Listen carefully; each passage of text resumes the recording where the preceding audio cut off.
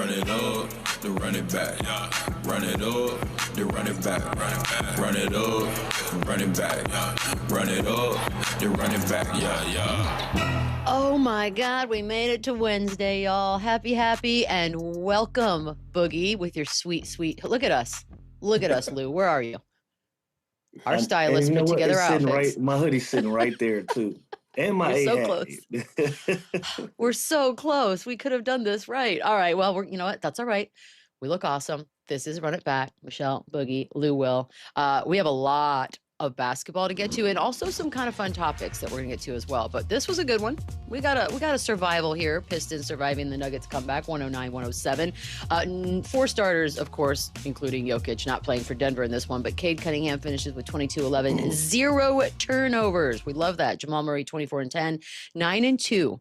Over their last 11 is what we're looking at in Detroit. And they have, by the way, I did not know this till this morning. They have not lost on the road this season yet, Lou, 2026, I should say. How impressed are you, by them? And how many ways can we keep saying how impressed we are by them? Yeah, that's really impressive, especially when you're a young team and you're up and coming. Even though they are the #1 seed in the East, you like to see the growth and the maturity of a young basketball team, especially on the road. Like, some of those are setup games, whether it's travel, whether it's scheduling, and what have you. It's always a team that lets you back in it by not competing and not doing what they're supposed to do on the road. And Detroit hasn't left that door open for anybody. That's the most impressive thing. Usually when you see teams at the top, they're really good at home and they have some type of struggle on the road. That hasn't been the case for the Detroit Pistons. And especially them, like I said, being a young team and still trying to establish themselves as one of the top dogs in the East, to go on the road and handle your business and survive scares like last night, that's a big-time accomplishment 45 games into the season for this team right now.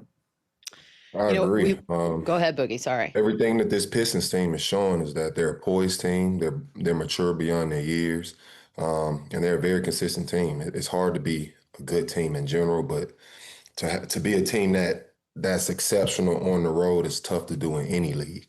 Like Lou said, you got to think about the travel. You got to think about the late nights, the back-to-backs, the fatigue, just everything that comes with playing on the road. And to be one of the top teams, on the road this season, like I said, that's a tough thing to do. So all the signs are there for this young team to show. All the signs are there that this team is only going to continue to get better. They're going to continue to grow. And obviously it's a lot of talk, about, tweaking this team or making changes. The more and more I watch this team, the more I realize, like, this is a team that I feel is another homegrown type situation. You just have to continue to let this group grow, develop, and I think the sky's the limit. The sky's the limit for this young group. Okay, you know what? We're going to get to that in 1 second, but real quick though, I love when there's a team is in a tier by themselves, right? Like Thunder in the West, they're doing their own thing. Are we officially in Detroit's on their own tier right here, Boogie? Not yet. No, we're not. Okay. Not yet. I know you said Boogie, but I'll just jump in. Not yet, because they got to accomplish something, right? Like, we've seen this story before with a lot of teams. We've seen it with Cleveland. Fall short in the playoffs, right? You got to see this thing through. We're 45 games in, and they're on an amazing start to the season. They're going to feel really good about where they stand come All-Star Weekend. They're going to be able to enjoy their break. They have their coaching staff involved. They're probably going to get 2 All-Stars involved. That's going to be a weekend that they're going to be celebrated. But I guarantee you, come out of that weekend, they're going to be right back to business because there's still things that they got to accomplish. There's still so much higher they got to climb up on that mountain for them to be considered in a tier by themselves. So if I'm Detroit, I'm not getting fooled off of the compliments.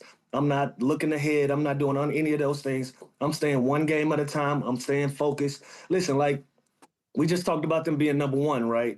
Like, if I'm looking back and I'm Detroit and I'm saying, well, you know what? We going to Miami, we can give away a game here. We going to Atlanta, we can give away a game. We going to the West Coast, we can give away a game there and there. We're doing pretty good. No, this team is locked in, and you got to give them credit for their maturity and how they're going about the season. So if I'm them, I'm not looking forward and I'm not looking back either. I'm just staying steady and I'm playing. So I wouldn't put them in a tier in a league by themselves in the East, because they simply just haven't done anything. And I'm sure they'll tell you the same thing. The difference between them and OKC has a ring to prove it. They got championship status. So they can come into this season working on some of their weaknesses, working on some of the things that they thought that they can strengthen up from last season. Detroit is still trying to build that momentum into being that type of basketball team. So I would tell if I was Detroit, I wouldn't say that I'm in a league of my own, but I feel I feel really good about where I am, where I stand. I actually agree with everything you just said, Lou. For I am sure. a fan of this young Detroit team. This is probably one of my favorite teams this season, but I actually agree. I don't think they're in a tier of their own yet. They do still have a lot to prove. Everything they're showing, all the flashes that they're showing right now are great. It's obvious that they're on the right path to success. But they still have a lot to prove. Like you said, we saw this once with a team in the East in Cleveland. They were the number one seed. Now we look at them this year and they're struggling. These are the type of things that happen with young teams. So that's also part of the reason why I'm like, I want to see what this team develops into before any moves are made, because this could be a situation where, you know what I'm saying, they grow into this new dynasty of a young group. Or, they may go through this season, reach the playoffs, and hit some adversity and go into next season. Mm. And it might be time to make some tweaks to the roster, add some strengths, take away some negatives. So that's part of the reason I'm like, I want to see what this team develops into.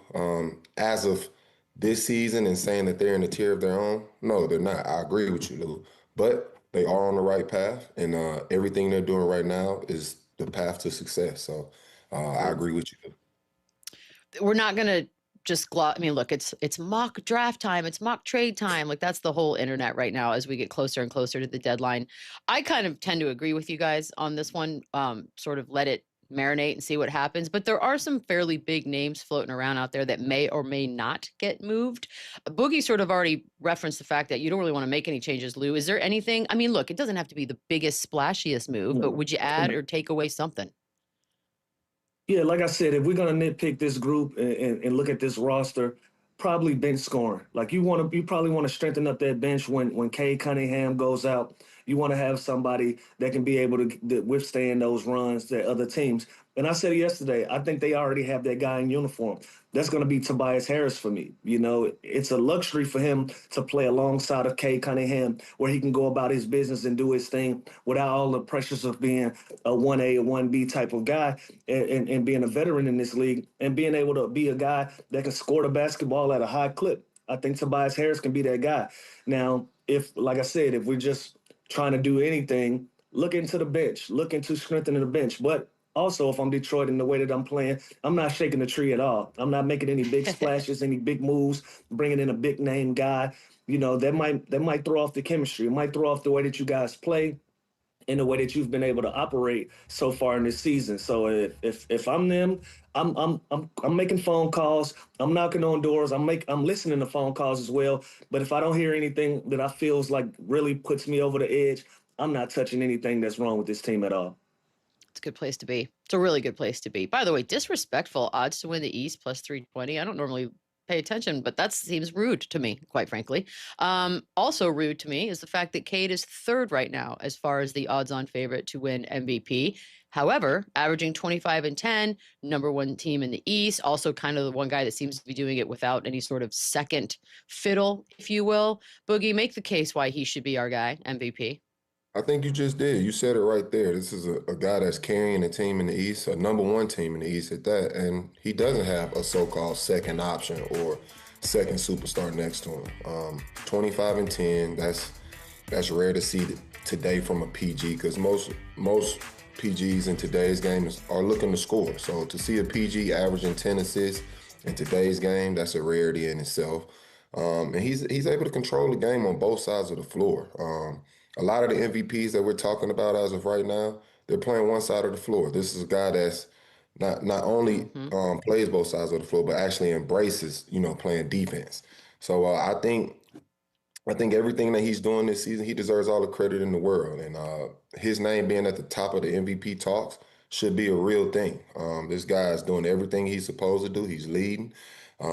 He's dominating in the Eastern Conference that we didn't even expect to happen this season. We were expecting the Cleveland, the New York, all these other teams, all these other teams. Like I said, Detroit was never supposed to be here with how we thought this year was starting. So, I mean, everything he's doing, his talent is speaking for itself. It's not much I can say or continue to say that'll, prove my point anymore. His talent and his play is all the, credit and evidence that you need to say why he's an MVP this year. What would Boogie Cousins look like playing alongside a Cade Cunningham? Like, what are we looking at there? Hey, Hey, Beadle, I've been in the gym with Boogie. Boogie look good right now. Oh, is that right? Hey, Hey, Lou, Boogie's shooting the hell out that that could basketball do right now. something right Somebody there. might, hey, if y'all looking for a Okay. 6'11" killer, I saw one on the loose still. It's still one on the loose. I seen it from my own two eyes. Lou throwing gas on the fire right now. No, I like this. Soon I like the whole soon thing. as we come down and it's time to guard a PG, they subbing me out, man. Dang it. Would like to see that actually. We are in a great time right now as far as young stars and not even up and coming as far as I'm concerned. I think they've arrived. But if you kind of look at, Cade, top 8 players in the league, Wemby's up there as well. Where are you putting him, Lou? Talk to me. He's in a conversation. I think the list is make believe, but he's in the conversation right along with the rest of his peers, right along with the Maxis of the world, right along with the Ant-Mans and the Lucas and the Wembys. He's in that class. I remember us last season having a conversation about all of these young guys and it being a changing of the guard of, some of our legendary acts kind of fading out and these young guys taking over the league and being the new faces and being the new pillars of our game right now. And Cade Cunningham is in that conversation. And where you want to rank him, it all depends. If I said he was number 1, Lakers fans would be mad and they will make a case for Luka. If I said Luka, Detroit fans are going to be mad. Tyrese Maxey fans are going to be mad, so on and so forth. This is a strong class of young guys that's going to push this game forward, and that's going to change the landscape of the game. And I love it. And Cade is right there in that conversation wherever you want to rank him. Is he a top 8 player? In the entirety, absolutely. I would give him that respect. I think he's top 2 in the MVP conversation with everything that he's been able to do, But again, there's a lot of basketball to be played. And if I'm Cade, if I'm Detroit, I'm happy and I'm excited that we're even in this conversation, but I don't get full off of those things. I try to accomplish everything that I can one night at a time in the NBA, and that's something they've been successful in doing. Just real quick on Denver, Boogie. Charles Barkley said that the Nuggets are the only team other than the Thunder who can win a championship this season. Rude. That's with Jokic obviously healthy. Do you agree? Oh, no. Obviously, I think about a young Spurs team. I know you love to hear that, Beats. But I think they're a legit threat this season. A loaded young group. Obviously, the headline name is Wemby. You can't ignore the talent and what he brings to the floor every night. And I think any team with a Wemby-type talent on their roster has a legit chance at competing for a championship. So I have to disagree with that statement. I think of a team like the Rockets, who are also playing, really good basketball, a really good defensive group, and, they're being led by a legendary acting Kevin Durant. We know what he brings to the game. So, and obviously, we just spoke on Detroit. They're having a tremendous year. They still have a lot to prove, but as of right now and how things are going for them, they're also a legit case. You think about Boston with the return of Tatum. They also have a legit case. So I do have to disagree with that statement. But I do agree. Denver is also one of those teams that have a legit chance. I think this might be one of the most wide open years as far as, a team having a chance to compete for a championship. Obviously, the favorite is the, defending champs in OKC. But even I'm speaking for them, and I may be completely wrong, but I know they're in that locker room looking at the standings and looking at these teams behind them like, man, these guys are a legit threat this year. I don't think they think this is going to be a walk in the park just because they won it last year. I think everyone got better, and the league is showing it every day. So I have to disagree with his statements. Yep. Yeah, they mellowed out a little bit because the way we started this season with OKC, I was like, uh-oh, this is just gonna be a wash. But now it's fun again. I love this. Speaking of Clippers, talk about starting the season one way and doing whatever it is they're doing now. Amazing. Big win over the Jazz. They didn't have Keontae George, but Kawhi Leonard with 21, 7, and 4. James Harden had 16 and 10. My favorite stat about them is they are the first team in NBA history to have a stretch where they lost 16 of 19 and then they've won 16 of 19, much less the fact that they've done that back to back. The 6-21 start and now having gone 16-3, is crazy, Lou. Like, and a lot has Yeah, happened in that time. But when you look around the league, and there are quite a few little winning streaks here and there, especially in the East, are they playing the best basketball in your mind? absolutely. Absolutely. These guys locked in and they got focused on the task ahead. You know, they could have threw it in. Once this season started slow, they could have started making excuses for themselves and started listening to trade deadline talk and all of those things. They didn't give in. They put their heads down, put their blinders on, and they start playing really good basketball. I think what changed is they changed their identities. They became a more defensive-minded basketball team. You know, they got two of the best scorers in the game when healthy in Kawhi Leonard. And when James Harden is on, those are two of the best scorers in the game, hands down. And Kawhi Leonard being one of the best two-way players in the game, hands down, when he's on the floor. Those guys, they took the onus and where they were in the season, and they just started playing really good basketball. And they got a lot of great production out of their supporting cast. And Zubac, Zoo has been playing out of his mind. Brook Lopez, they found a role for him where he can be effective and efficient for this basketball team. I look at Chris Dunn last night in Utah, 3 steals, playing out of his mind. He led them in scoring in a quarter last night. That's not his MO, but he was able to do that by being disruptive on the defensive end and giving them what they need for them to be a successful basketball team on both ends of the floor. So they got to give all credit to the defensive end of it. They didn't come into this season looking like it. I think they had a lot of star power. They thought they were going to outscore everybody and they were going to be right there in the mix, and they kind of didn't have their foot on the gas. Now they know that it's go time, and they got a lot of ground to make up to put themselves in a position to be a playoff team. You know, even how well they're playing, they're still 2.5 games out of an 8 spot, right? But Sure. they worked to even get back into the play-in position and being tied with I forget who's in ninth place right there with them. But they're 2.5 games out of 8, so they still got a lot of work to be done. So they can't relax and they can't afford to sit there. Well, who's that? Yeah, the Trailblazers. You Yeah. know, they're And right there they've in that lost three. conversation. Yeah, Yeah. a few games to catch up with Golden State. Depending on how Golden State survives before this All-Star break, they can be in that conversation for that 8th spot. But again, like I said, they had to change their identity, had to change their mindsets. It was all on the defensive end, and they've been able to do that to put them back in the position that they're in right now and being a successful team in the West. Um, yeah, it's crazy. Like, this is crazy. They could go from playing. I mean, I don't know. Final seems like a stretch. They did dig a pretty deep hole to start this bad boy, statistically speaking, Boogie. They can't jump that high up, can they? That's a tough task. That's a really tough task. I'm not sure if that's been done in recent time. I want to say no, but that's a really tough task. That's a tough hill to climb. And with such a rough start and so much chaos in the beginning of the season for them, they kind of put themselves in a really deep hole. So they're going to spend a lot of energy trying to dig themselves out. Do they have the talent to do so? Absolutely. They have legendary acts on their team in Kawhi and James Harden. I think any team with those two have good chances. But like I said, the hole has been dug early.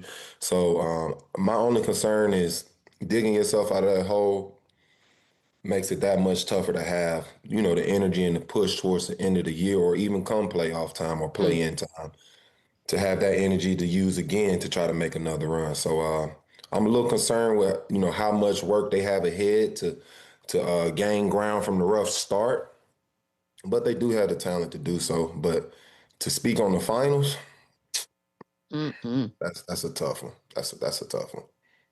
They might disrupt some stuff. I'll say that. Let's They can just be take the records disruptive. out of it.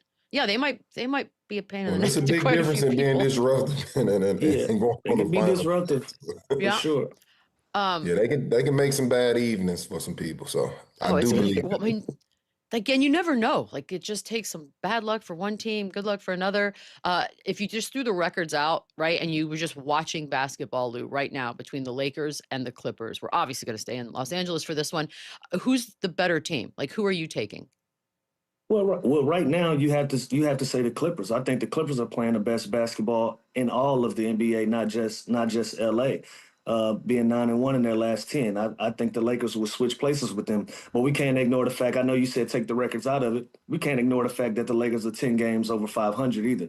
That is Mhm. something to accomplish in itself. That is a successful, consistent basketball team, whether you like it or not. But again, the way that the Clippers are playing at this moment in the NBA, they're the best team that's playing right now in the NBA. And a lot of times you micromanage this. That's how you micromanage the season. A lot of times you go month to month, whatever games. Let's say you have 17 games in that month. You say, hey, let's try to go 12-5 this month, or let's try to go 11-6 this month. So far, they're 9-1.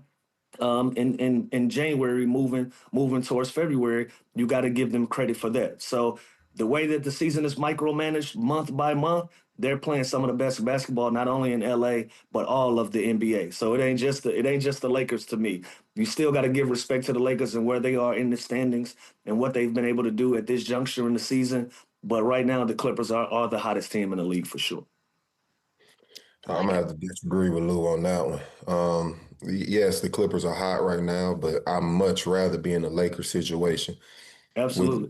With that being said, both teams have their issues. Both teams have things to figure out, as a team. But I would much rather have the Lakers' problems. I have one of my superstars and Austin Reeves on the way back from injury, which, on paper should only elevate, this Lakers team. And obviously, like I said, they have their issues. They're trying to figure out, what lineups can play together, how to get the best out of each, talent with what person next to them. So obviously they have that to figure out, but I much rather have that issue than digging myself out of a hole of starting off, how the Clippers started off early in the season. So I'm gonna have to go with the Lakers on that one. Okay, fair enough. I know it's got to be frustrating to know you could have avoided digging such a deep hole, but here's what's crazy. Kawhi Leonard had 21 last night. He's averaging just under 28 a game, which is the highest average of his career. That's crazy to say out loud, Lou, because we've seen some of the best basketball come out of Kawhi Leonard. Is it possible, like, this is his best basketball of his career after all we've seen him do? Listen, that first championship, the whole league was scared of Kawhi Leonard in San Antonio. Yeah. That first one, everybody was scared of Kawhi. You had never seen anything like that on a defensive end. You had never seen anything like that be so defensive-minded and so good on defense and still had to deal with him on the offensive end in that first run. I don't know. I don't know. I love the way that he's playing right now. I love the fact that he's available. He's making himself available, and he's not taking many games off to deal with injuries.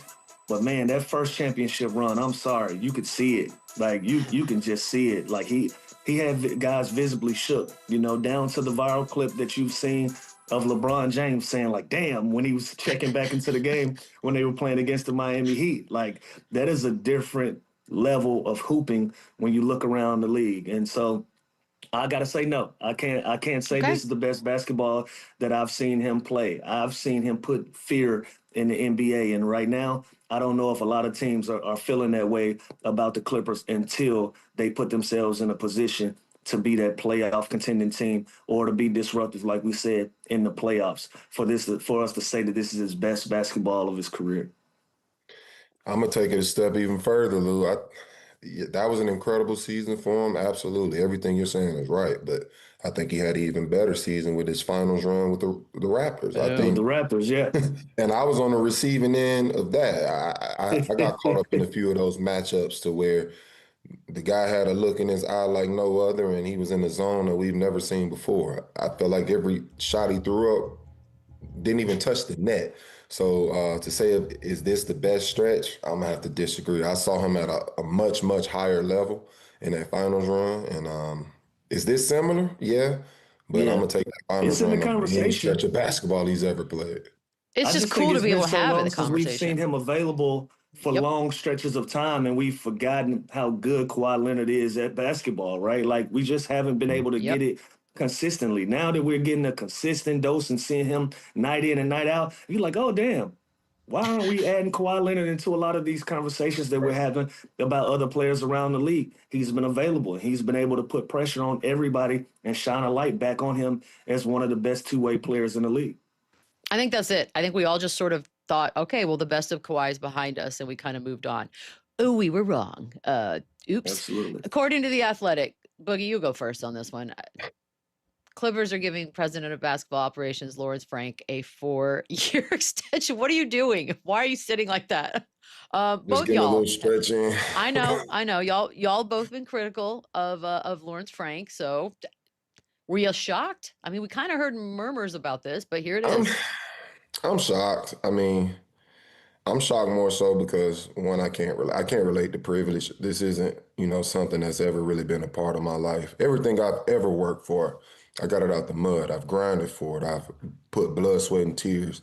And for the most part, anything I've ever, received, earned, or anything is through my production. I'm either good at it or bad at it.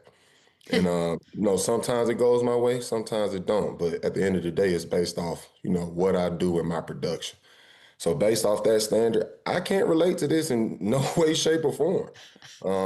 This is a privilege that I've never seen before, and I'm gonna just continue to label it that. This is privilege. So that's all I got to say. 4-year deal, Lou. 4-year deal. I mean, look, a month and a half ago, whatever, in the middle of the Chris Paul stuff, this is a completely different conversation. So I don't know if that bought him time, but it seemed like they were already headed this way during that chaos. Seemed like. Yeah, it looked like the Clippers were going to stay firm with L. Frank being in control of basketball operations. And this is a what have you done for me lately league. And they've been able to play good basketball under the team that he's constructed. He's had his fair share of struggles and criticisms and things not going his way. But look, 9-1 in their last 10. They're going to see it through with this group that they put together with James Harden and Kawhi Leonard, and they want to see what's gonna make of it. Him signing a multi-year deal and being there for another 4 seasons.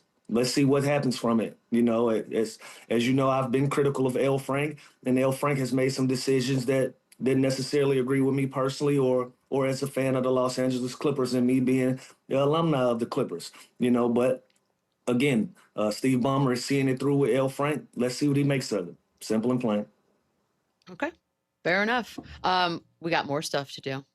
You guys ready? It was a weird night, by the way. I don't know if it's full moon. I don't know if anybody's looked into that, where we are, but yeah, some dust up, some defense, some Westbrook in the Garden is always good for some fun right here. All right, so annoying. How fun is it when he's doing this? Oh my gosh, man. The optics is bad on that one. However, it ain't a lot of guys, Cat included, that can post up with Russell Westbrook anyways. Look, Boogie. No, I'm gonna throw the lob for you so you can go and do your thing. But nope. am I lying though? It's not a lot of guys that's gonna have success in trying to post up Russell Westbrook. Now, Cat shouldn't be one of those guys. I will say that. Cat shouldn't be one of the. Cat should have his way, even if you're not going to fight him physically.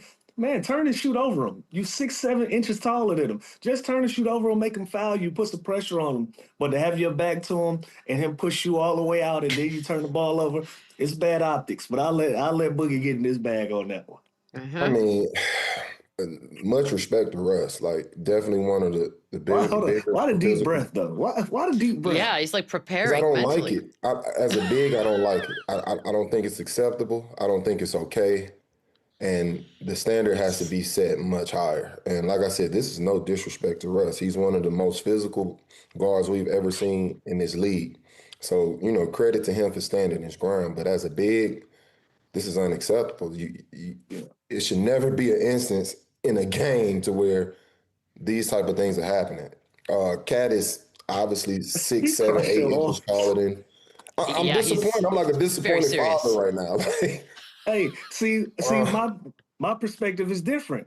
I represent for the guards. I like to see when guards do things like this, so I gotta fight for that. Nah.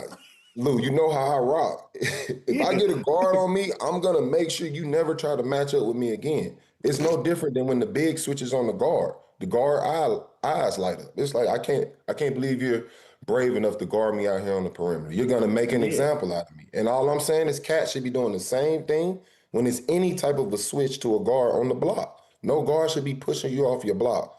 So for me, like I said, that's unacceptable. You have 50, 60 pounds on Russell Westbrook. It's no reason for you to be being pushed off your spot. It's a mindset thing. It's a physicality thing. And it's a competitive thing as well. I'm not going to allow anybody to push me off my spot. I'm going to get whatever I want in this game that I want to get on this end. So for me, that's how I look at it. And once again, that's unacceptable.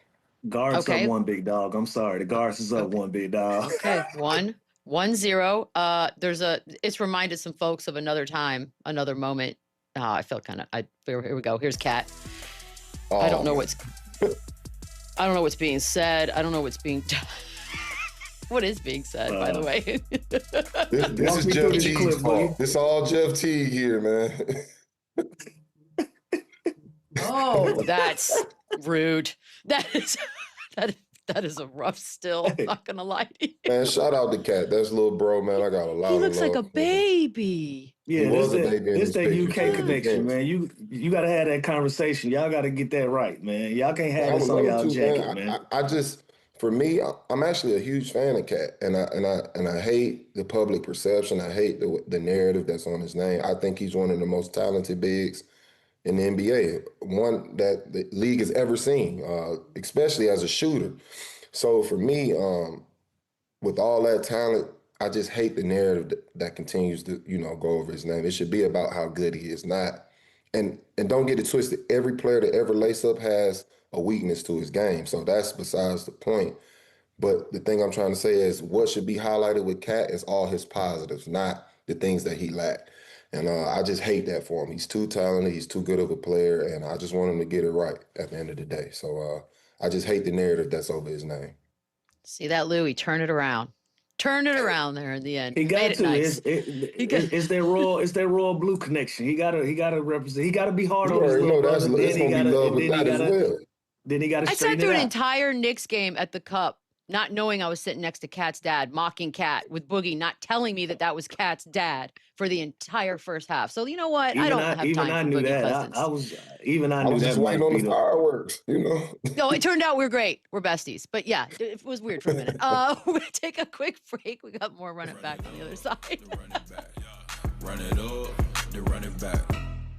I love thinking about ways to change stuff and possibly make it better. We've talked about this, eliminating conferences in the NBA. Some people love it. Some people think it's the worst thing you could do and all the reasons why it wouldn't work. However, yeah, I know. But you know what? We're going to paint the picture, Lou. I'm going to see if I can get you over here on the eliminating conferences bandwagon, because if we were to do that now, it would be the top 12 teams making the playoffs, right? And weirdly enough, it's not as lopsided as one thinks. So you got following 8 teams playing single elimination, remaining 4, 16-team tournament style bracket. Here's what it would look like right now, which means 7 teams from the West and 5 teams from the East would be in the, quote, playoffs. So that's not as crazy lopsided as we once thought.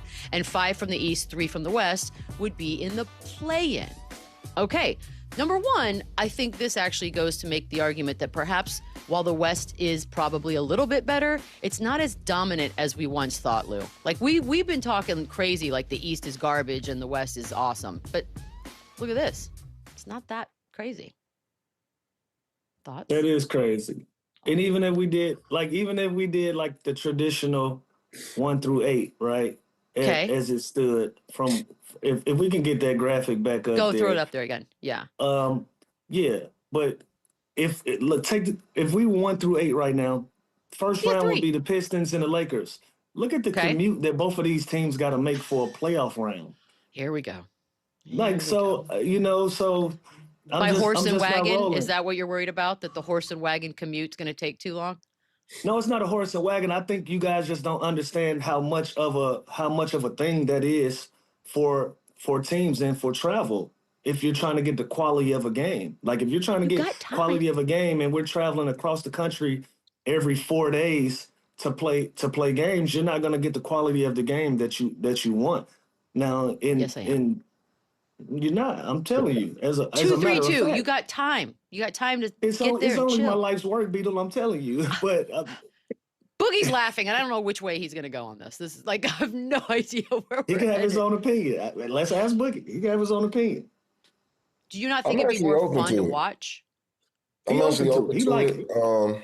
And I'm open to it for my own selfish reasons. I'm thinking about my playing time in my early years in Sacramento, and just if I could have got a few more Eastern Conference, well, in this situation, they wouldn't be considered Eastern, but if I could have got a few more Eastern Conference teams under my belt as far as wins, then maybe that does push me to a playoff spot. You know what I mean? So I'm thinking more of it in a selfish way, but everything Lou is saying as far as like the conferences are there for a reason. When you think about the traveling and all of those things, obviously if I'm the Lakers and I got to play Miami first, like that's a lot. That's a lot of travel on both teams. Okay. Then you have to consider the quality of basketball. They're complaining about it now. Can you imagine with traveling cross country for every single game? So you have to put that into consideration, but you also have to think like, man, it could get really, really interesting with, teams having the ability to play, better teams or worse teams more times a year. So I Yeah, think it changes the whole landscape of the playoffs and of teams with the ability to make the playoffs. So I'm not really yeah. against it. With our Hmm. logic, right? With our logic, the Eastern Conference teams are going to be at the tail end of this, right? So if I'm OKC, first round, I got to go to Cleveland, and then I got to go to somewhere else in the East. I got to. So how is that a benefit for me? For me to fly, well, Well, two they or have it three, easy. 4 hours. Yeah, like That's that's not gonna be beneficial for me as a one seed to be able to stay in my neighborhood, so to speak, for doing what's right, even on the away game. So if you look at it again, my first round is gonna be in Cleveland, and then I'm gonna have to that's play a better than if seven, they eight have seed. Warriors first round, geographically speaking, of course, Somewhat. technically. Yeah, somewhat. But again, so if I got to go from Cleveland, and then if I have to go to Cleveland to Toronto to New York to get to a championship, and I'm a one seed, that's just a crazy ask. I'm sorry. For round I think after round, OKC is one of that's a the crazy ask. OKC They're might different be the because they're in best the middle case. of they're almost in the Yeah. middle of the country. That's a Yeah, little that's a little different. But let's say Phoenix is the number one team. Okay. We're having a different conversation. We're having a completely different conversation. Let's put let's put Detroit as the overall number one seed. And they got to come out Okay. west for a couple of rounds. That's not a Yeah. benefit to Detroit.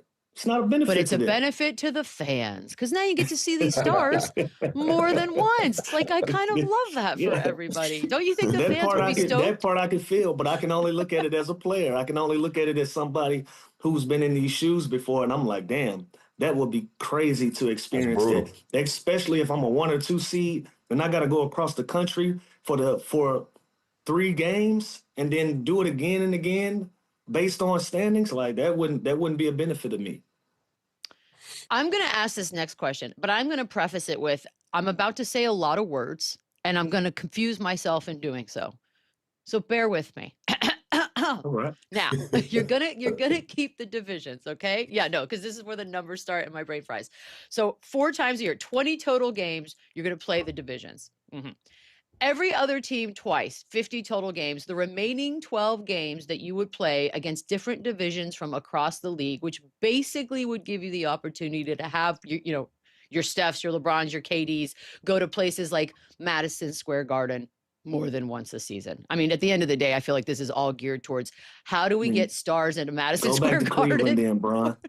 Okay, Simple. so Then that's just then one. play in the conference. We saw LeBron. Hmm. The majority of his career, he was in the Eastern Conference. The Garden Yep. got to see him.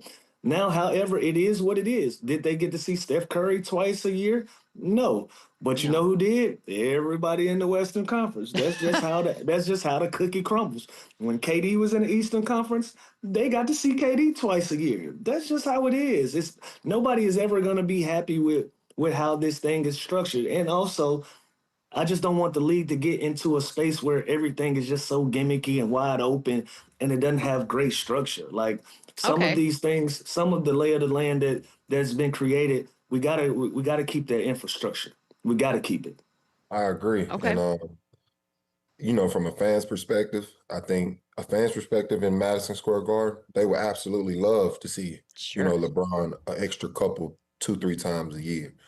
But from a player's perspective, I don't think they want to see LeBron an extra 2, 3 more times, especially with Right. the guy that's every time he goes to New York, he's posting King of New York. So I doubt those players or those guys on that other bench want to see him an extra couple times a year, just from a Yeah, they competitive don't. standpoint. Boogie, So when the Golden State Warriors were in their run, I Y'all never come wanted to to town one time. play. Y'all come one time. Never. And if we got to see y'all again, we'll see y'all in the finals. And I Y'all so stay fair. happen over to there be in with the that. same. I so happen to be in the same division as the Warriors, so I saw them quite often. And I tell you, every time we Preseason, saw them, it was everything. not.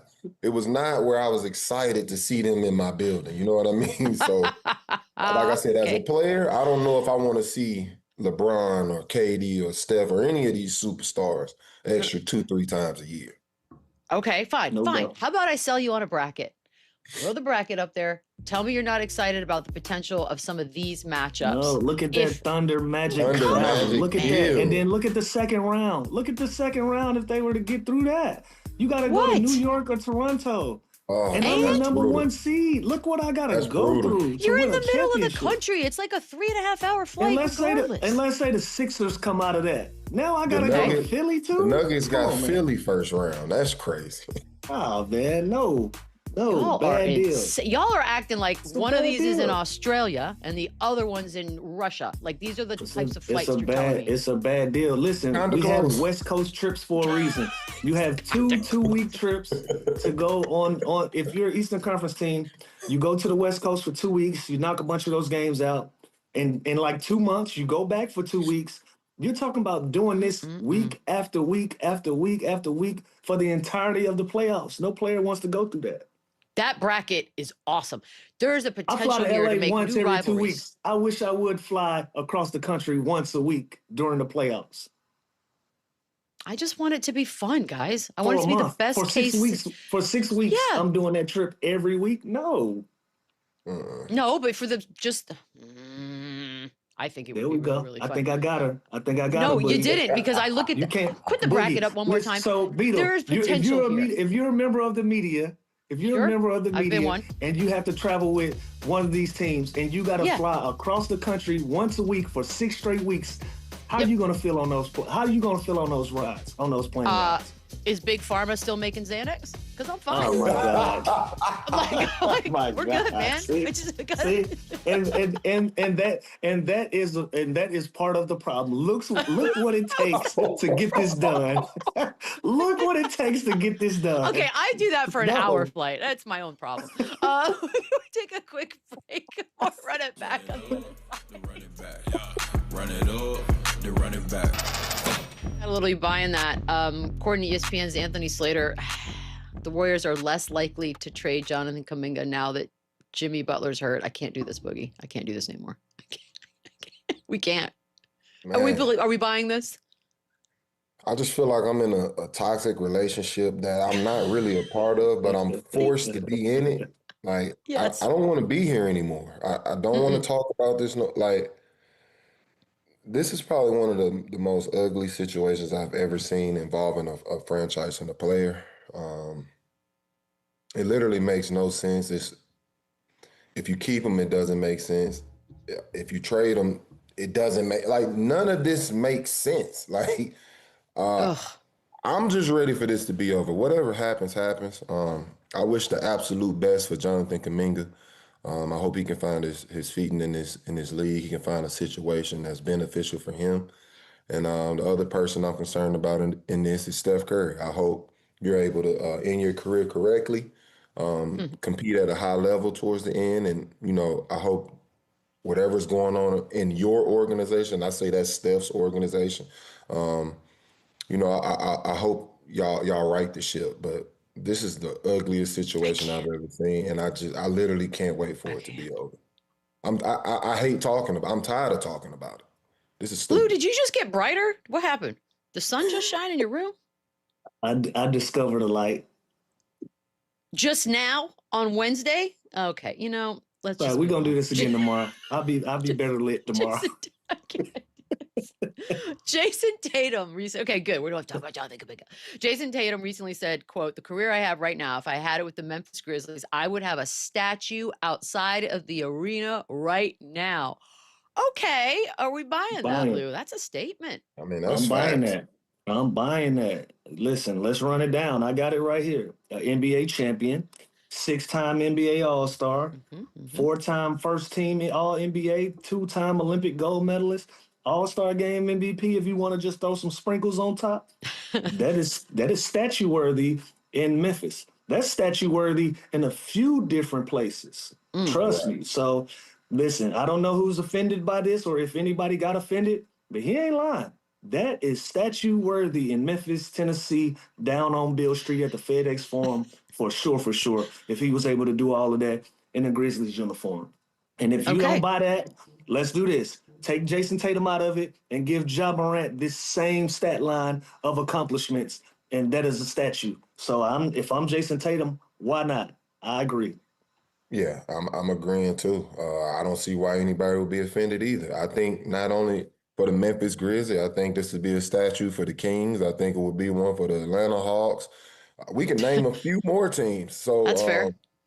This is. I didn't want to throw my city into a chill. This isn't a knock. This isn't a knock to any organization. It just goes to show you how hard it is to be great in this league. So everything he's saying is absolutely right. Like in fairness, though, it reads like, man, why'd Grizzlies catch a stray on this one? I mean, if he played for the Orlando Magic, he would have a statue. Yeah, I was about to say it's about 5 or 6 different organizations out there with that stat line. Yes, he makes a point. New Orleans Pelicans. Statue. Yeah, okay. Utah Jazz, statue. Phoenix Suns, statue. The list. Oh my God, I love this. We're just going to go to break while Boogie keeps naming teams. Keep doing it. You keep doing teams, we'll go to break. We'll be back. So yesterday for the Bucks and Sixers play, Doc Rivers said that Joel Embiid is the most talented player that he's ever coached. Yes, he does also coach Giannis. Boogie, do you buy in that? It's a weird statement. Yeah, that's kind of tough to say as a coach, especially in that moment, especially in the moment of, coaching another current superstar. But for real, I don't see anything false in that. When I think of, a Giannis and Joel Embiid offensive game, I think I lean towards Joel with having more versatility, more options in his offensive bag. The ability to stretch the floor, put the ball on the floor, shoot out of different pockets, all of the different, gifts that he has on the offensive end. So in that statement, I can totally understand where Doc Rivers is coming from. But it's also a pretty wild statement to say while, like I said, currently coaching another superstar. I'm buying it. Think about when Doc Rivers was coaching the 76ers, though. This is when Joel Embiid and Jokic was neck and neck, and he was the guy. So I'm buying. So we only have like 20 seconds left. And we have lots of time to talk about Shams and the celebrity game. And don't worry, we're going to break it down. Shams for MVP. Shams for MVP. Are we not nervous for our friend? Everybody, we're front row at this. He's about to do great, man. He about to kill it. I'm going to be honest with y'all. Last thought before I went to bed last night, I feel sorry for Shams. It's going to be rough. But I could change my mind. We'll be back tomorrow. Bob Beadle. Run it up, they run it back, yeah.